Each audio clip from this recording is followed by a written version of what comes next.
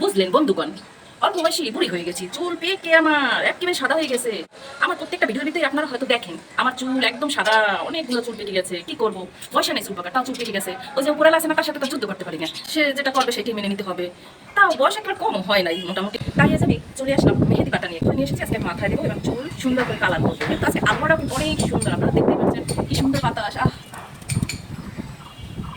অনেক ভালো লাগতেছে, একদম হিমেশ। আর আপনারা এই যে গাছগুলো দেখতেছেন, সবাই তো অনেক বড় বড় বাগান করেন, আমার তো কোনো জায়গা নাই শহরে না, কিন্তু তাই আমি ছোট্ট একটা বাগান করছি, তাও আমার বারান্দায়। এখানে আমি করলা গাছ লাগাইছি, এই কত সুন্দর করলা গাছ আছে নিচে দেখা, এই যে নিচে দেখেন অনেক সুন্দর কিন্তু হয়েছে। এই যে আর এই হলো ফুল গাছ, এই নটা ফুল, তারপর আরো আছে আমার পুঁইশাক গাছ আছে ওই যে।